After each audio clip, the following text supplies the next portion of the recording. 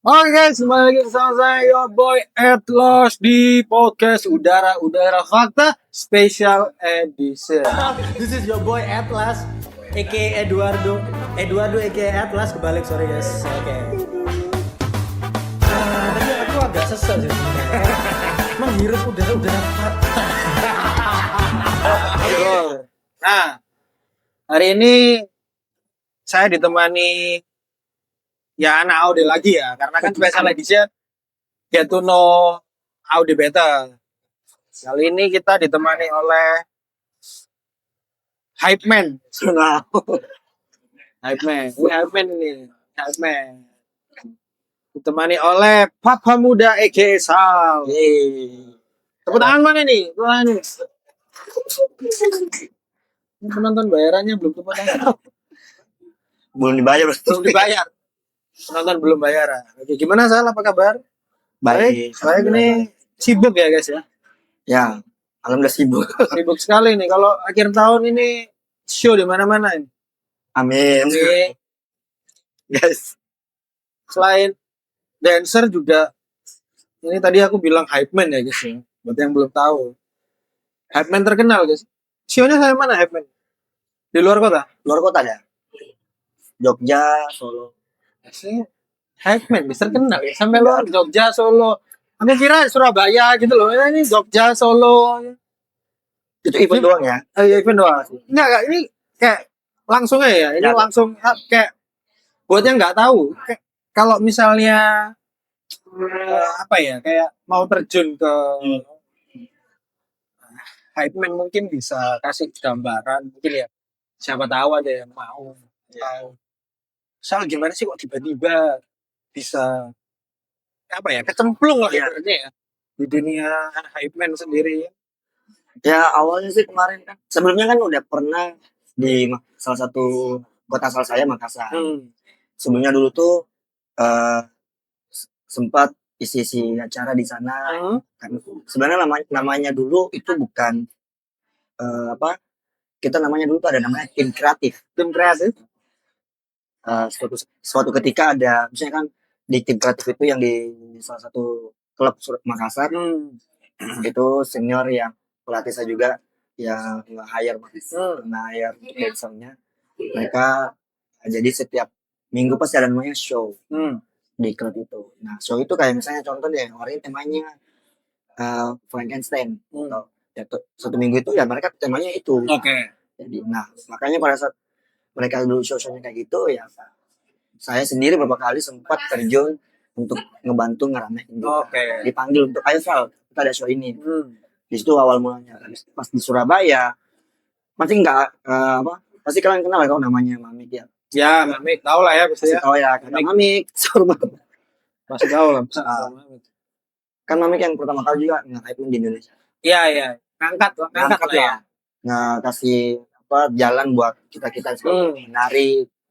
Nah satu ketika ada teman-teman di Surabaya salah satunya Yos juga sama beberapa teman Marco dan lain-lain ini teman-teman timur ya kan mereka sering main di klub. Nah pas main di klub klub suka kok seru ya ada yang ngedance di tengah-tengah crowd gitu ngedance di situ. Nah berhubung adanya juga event di pertama kali ada di Bali sama Kak Mamik ya kan ya akhirnya beberapa klub di Surabaya mulai juga buka kayak gitu.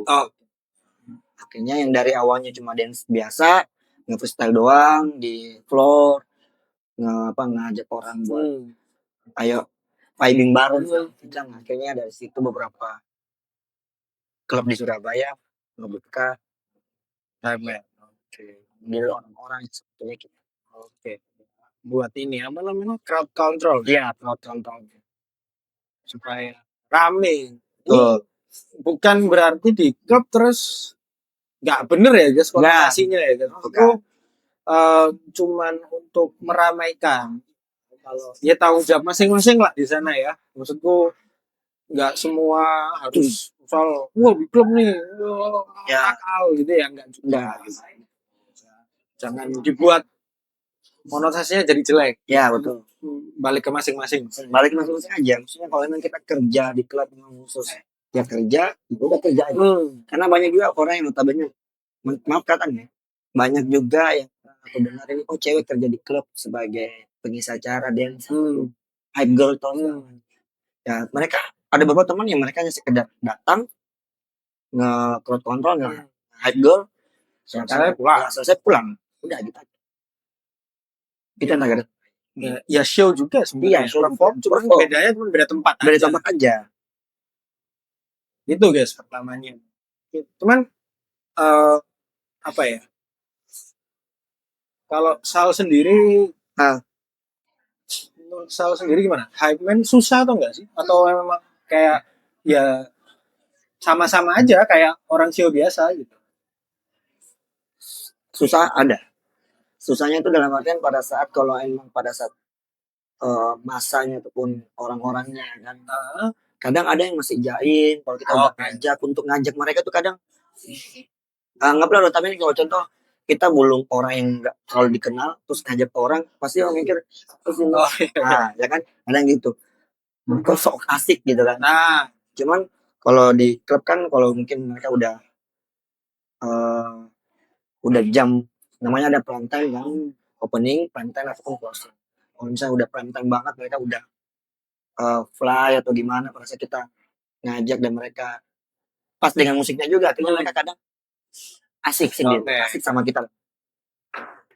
Tapi kalau belum waktunya kadang ya mereka ya jaim-jaim. Seperti itu guys. Buat yang belum tahu ya. Selain dancer, nyambi lah ya. Jadi hype man dan juga di ini guys. Soal ini juga di live show sama drama musikal ya kan, sama kayak siapa tadi, Mr. Rico. Ya. Mr. Rico juga sama. Mr. Victor juga? Enggak ya? Kenapa dia jawabnya santai? Enggak. Ya, aku nggak bakal bahas itu ya karena udah dibahas sama siapa, Mr. Rico di episode sebelumnya. Mungkin lebih kalau sama Sal mungkin lebih ke ini deh, freestyle. Better freestyle. Nah, dari hype man nyambung menurutku di freestyle. Nah, kalau Sal sendiri, Sal, kalau di freestyle sendiri nih, mulai kapan? Kan aku taunya kan waktu itu memang full time ngajar juga. Ya. Cuman kalau terjun di dunia freestyle sendiri udah lama atau? Kalau untuk terjun di dunia freestyle dulu masih on off sih sebenarnya. Maksudnya terjun pertama kali mau coba freestyle itu 2016. Itu akhir 2016, bulan 10. Itu ada battle, karena kan Surabaya dulu sering battle sebelum pandemi ya. Ikut, itu pun tapi ikut ya cuma pengen coba aja. Selain karena kan memang basicnya aku dulu kan pertama kali ikut dance kan ya dance competition, bukan freestyle. Situ sering berjalan waktu, udah mulai fokus banget pada saat pandemi. Itu baru mulai fokus banget. Dulu tuh masih on off. Kadang ikut, kadang bahkan 6 bulan sekali baru ikut lagi. Karena masih, jujur aja masih belum tahu kayak freestyle tuh kayak gimana. Ya. 16 berarti 9 tahun. Ya lumayan lama kalau 9 tahun. Iya, kalau berapa? Lama. Makanya kalau untuk fokusnya mulainya tuh dari 2023. Itu yang habis pandemi intensif, salah satu sama. Sebelumnya banyak mentor juga. Tapi yang pas itu yang mau incarnya event besar salah satu di Indonesia ada In The Beat. Itu harus langsung intensif sama Mr. Glenn. Di situ mulai satu fokus sampai sekarang. Jadi ada battle, ikut terus. Berarti Glenn lagi ya? Tadi bahas motor ada Glenn. Sekarang bahas freestyle ada Glenn. Nanti bahas apa lagi nanti? Ada Glenn lagi nanti. Banyak sekali dia di mana-mana. Nah, kalau Sal sendiri mungkin punya harapan atau kayak nih aku nih sebenarnya kalau misalnya di freestyle aku pengen sampai mana? Kalau harapan sih pasti semua kita punya, masing-masing punya harapan. Apalagi kita sebagai ya hidupnya di Nari. Kalau aku sendiri kalau dulu harapan itu maksudnya pas pandemi ya, sempat itu ada rasa aku nggak cocok di freestyle. Nice. Sempat ngerasa kayak gitu. Cuman dari dulu sempat intensif juga sampai pas pandemi online session private, ada Kak Semi, ada Kak Adit, Kak Mami, Shilpo, itu kan sempat sering intens online session. Dari situ udah coba lagi, coba. Ya udah pas setelah pandemi itu baru fokus, ya udah bilang sama Kak Glenn, ya aku mau fokus di freestyle. Cuman kadang aku santai tuh enggak pede karena ya notabene mungkin kayak aku nggak punya bakat di freestyle gitu kan. Cuman Kak Glenn bilang, kata siapa? Kamu lo ada. Akhirnya Kak Glenn yakinin, masih cuman coba di debit ya udah. Atau 3 bulan intensif itu 3 bulan. Ya walaupun notabene ada cuma masuk top 32 ya. Apa kan lolos prelim pokoknya. Ya lolos prelim. Itu lawannya sekitar habis lebih 100 lebih pokoknya. 100 Kalian 100 lebih masuk prelim kan lumayan. Nah, itu tadi di juri sama Rubix. Jadi itu akhirnya ya udah. Pas tahu gitu terus ada dorongan dari beberapa. Dari Kak Adit, Kak Glenn, gini dikasih masukan. Ya sampai sekarang kan sempat menang ini rookie di Jakarta tuh ya. Itu kan berarti ada. Maksudnya latihannya enggak sia-sia. Iya, latihannya enggak sia-sia. Makanya harapan besarnya itu ya pengen kayak teman-teman yang lain sebenarnya. Dalam artinya ya pengen bukan cuma menang di dance kompetisi, pengen juga menang di open style terutama di yang kategori umum ya. Iya. Kemarin kan sempat udah menang rookie. Nah, sekarang pengen harapan besarnya pengen bisa sampai yang di open kategori. Iya, open kategori. Mau sampai ini enggak? Luar negeri enggak? Kalau untuk luar negeri ya ada target memang. Makanya kemarin insya Allah rencana tuh tahun depan mau ke RFJAM. Oh siap. Aku aja belum pernah ke RFJAM. Pengen ya. Nanti semoga bisa lah ya tahun depan. Karena kan RFJAM sudah pindah ya sekarang ya. Iya di Vietnam. Ya, bukan di Singapura lagi ya guys. Iya. Di Vietnam. Lumayan jauh. Tiketnya mahal. Betul. Tiket pesawatnya mahal. Oke, berarti pengen ya, berarti sampai keluar. Ya. Gitu. Oke. Untuk menang enggak sih belum? Kalau di luar, cuman pengen eksperimen aja. Oh iya, pengen tahu rasanya. Iya, rasanya. Langsung datang gitu gimana? Ini ada nggak sih panutan sebenarnya kalau di luar negeri? Maksudnya kayak freestyler satu aja. Oke. Yang menurutmu salah satu inspirasi di dunia freestyle? Di freestyle itu ya salah satunya ada Paradox. Wih. Mr. Kevin Paradox. Kenapa? Ya karena aku suka. Kenapa aku suka? Karena dia volumenya itu unik. Oke. Mainnya dia lebih ke apa ya? Yang aku lihat ya. Flow isolation itu enak banget. Apa kalau dia udah main body, udah main ke handwork, main ke kaki tuh saya bilang wah, beda sih dari. Memang otaknya beda. Kalau di Indo ada? Di Indo. Kan sudah. Indo Kevin siapa nih? Waduh. Kalau di Indo salah satunya kalau di hip hop itu ya Cilo.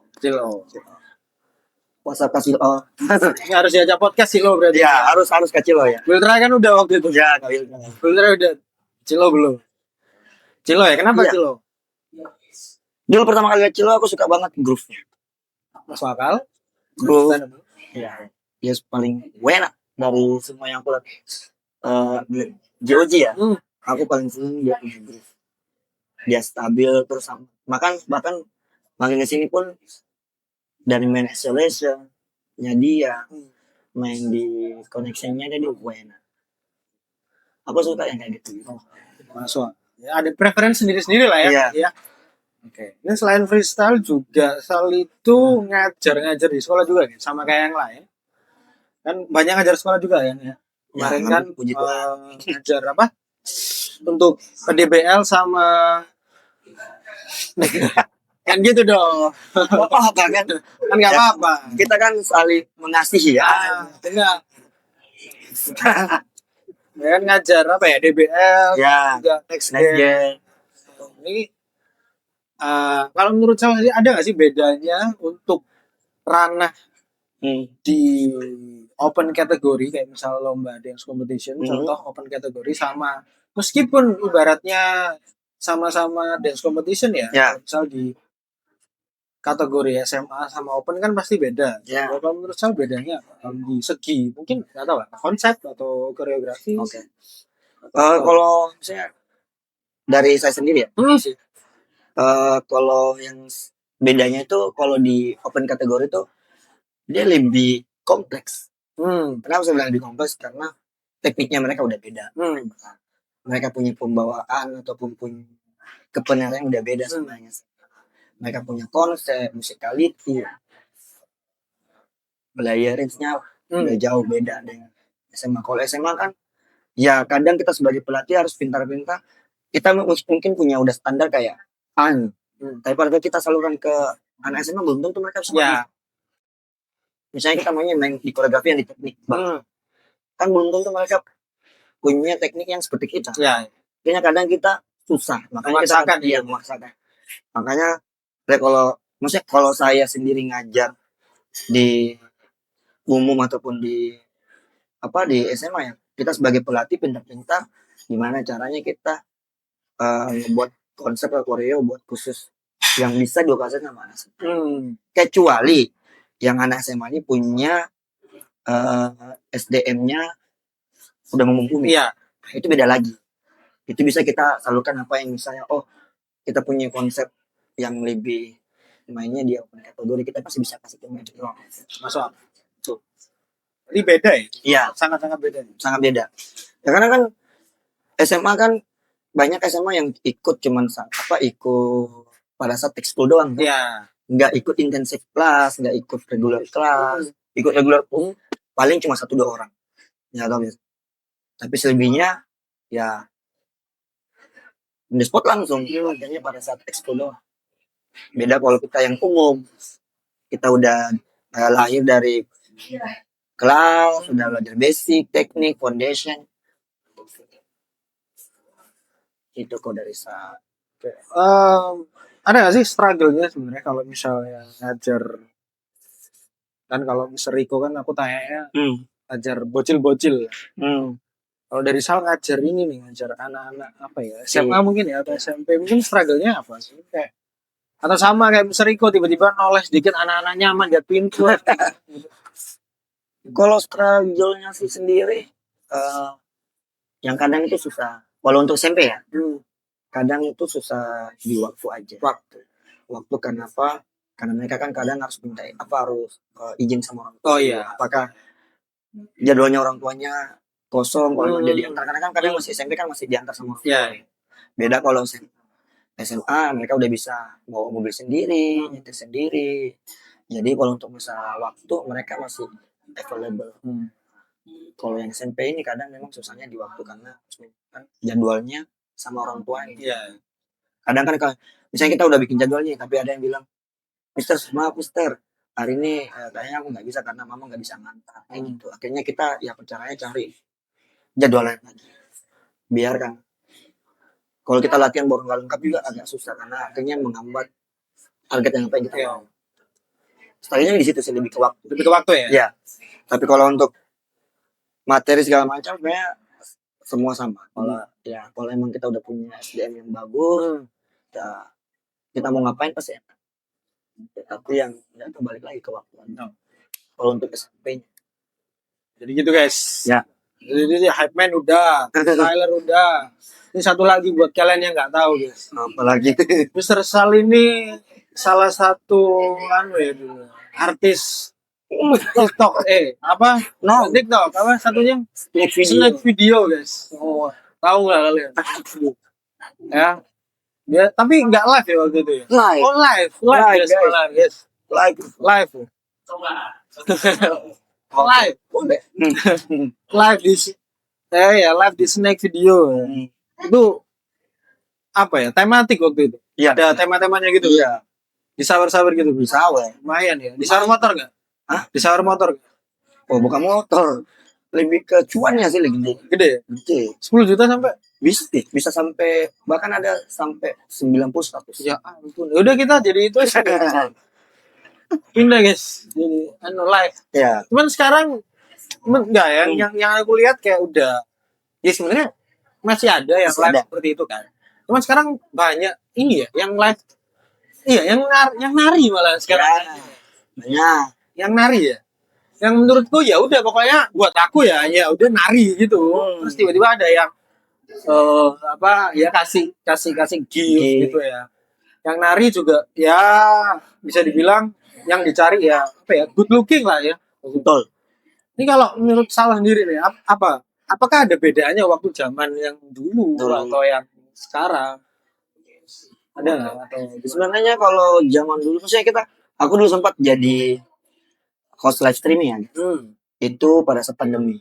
Kenapa ya kan? Dulu kan pandemi kita kan sebagai penari kan ya mati langsung itu sendiri. Iya, ya langsung yang nggak ada ngajar harus online semua. Akhirnya kita putar otak. Nah, ada satu ketika ada teman yang tawarin host live streaming itu salah satunya aplikasi namanya Snack Video. Bukan cuma aku doang yang masuk di sini, banyak. Ada Koriko, Kak Adi, Ko Glenn, bahkan Ko Glenn pun juga. Bahkan seorang Kak Wiltray pun juga itu hari. Ya kan Kak Wiltray. Nah, kalau dulu tuh kita ada kategori. Kalau kita mau audisi dulu kan pakai audisi tuh. Nah, ada kategori nyanyi, bakatnya, challenge, terus ada juga yang dance. Kecuali aku sama teman-temannya yang pilih kategori yang dance.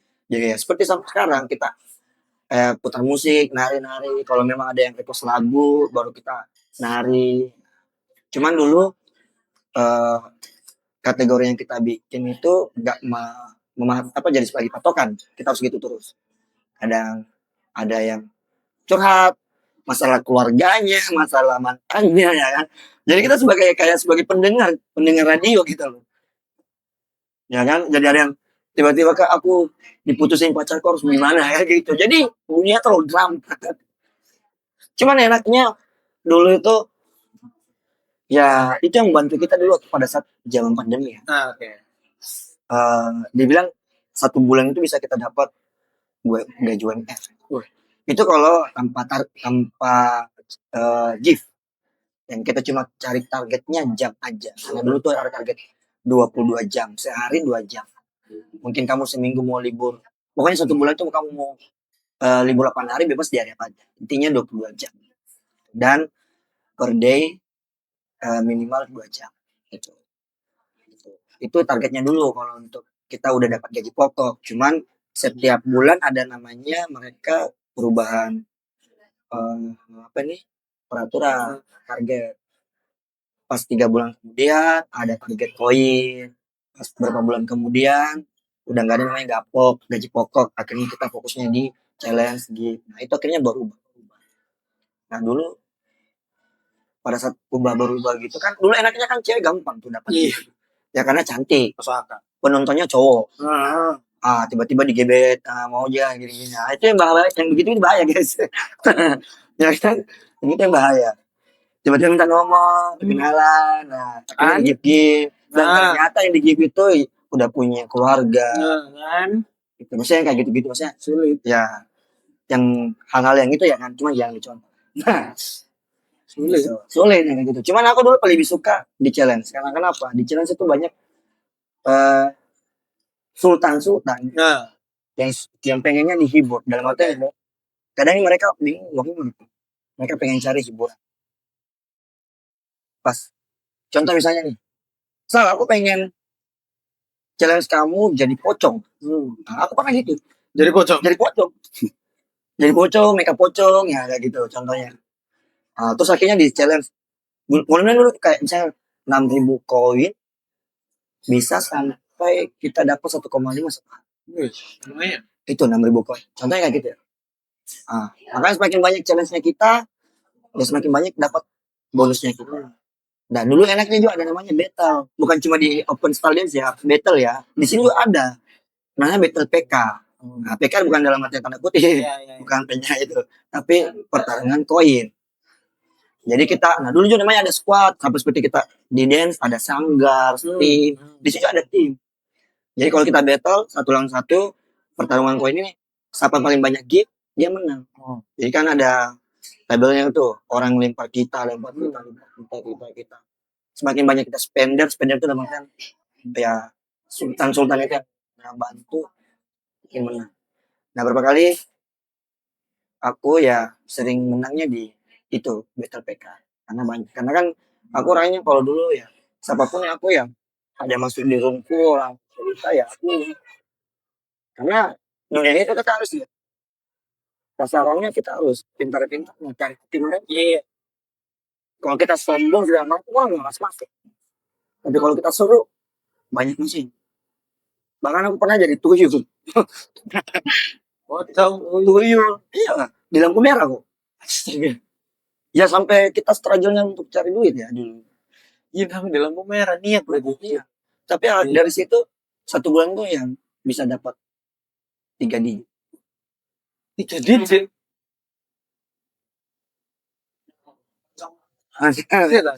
Sampai 1 bulan ya itu. Itu tetap 1 bulan 3 digit. 1, 2, 3 itu 3 digit. Kan? Tapi akhirnya dari situ kan. Tapi ya susahnya di situ kan kita harus challenge. Ya. Akhirnya dari situ ya apa yang kita dapat bisa menghasilkan. Makanya cukup dari situ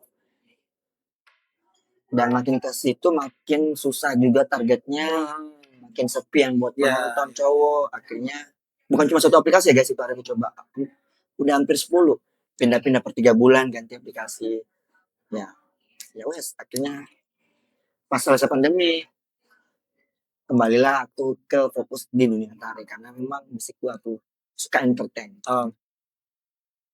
Mungkin ya terakhir untuk penutupan mungkin ya. Apa ya, kasih ini deh